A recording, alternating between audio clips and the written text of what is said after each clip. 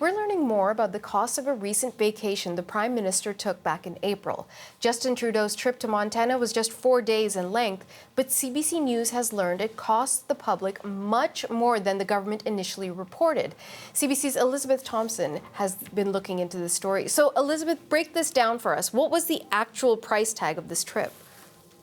Well, as you mentioned, it was a lot more expensive than Parliament was told. Now, a bit of context here, because when the Prime Minister travels, whether it's on government business or whether it's a private vacation trip or something like that, he doesn't get to just go to the airport and hop on a plane. There's a whole entourage that goes with him. He has to fly by government plane wherever it is that he goes. There are RCMP that go along with him, and there's even a guy from the Privy Council who trots along with him or flies often separately.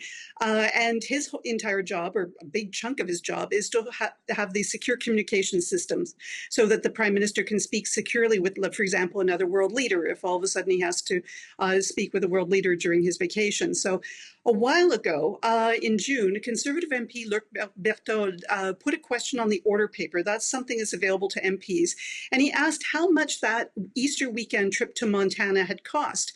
Well, when Parliament resumed sitting, the government answered that question, what we call sometimes order paper questions.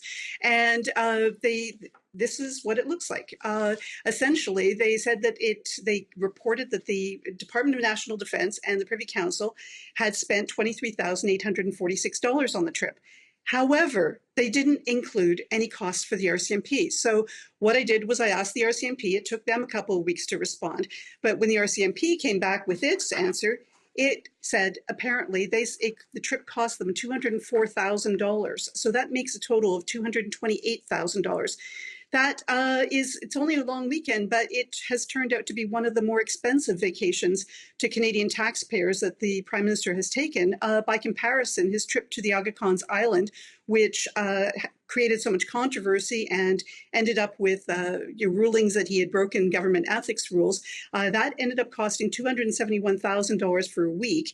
And in December, January of this year, he went to Jamaica to stay at a property there, and that cost about $162,000.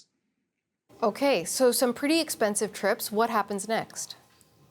Well, the story seems to have touched a nerve. We're getting a lot of traffic online, and a lot of people who are commenting are basically seeing the ties between the cost of that trip and the difficulties that a lot of Canadians are having right now with rising costs for housing and food. We have yet to see what the opposition will say. That will hopefully come later today. There's also another question out there. Part of the order paper question process is the government is supposed to answer within 45 days, and they are supposed to answer accurately. By not including the cost of the RCMP, which was the biggest tab for that whole trip, did the government mislead the Parliament in its answer? And that can have consequences in Parliament. There are also a lot of unanswered questions still that the Prime Minister's office is not answering. For example, where did he stay in Montana? Who did he meet with? And things like that. And hopefully those answers will come in coming days. CBC's Elizabeth Thompson in Ottawa, thank you.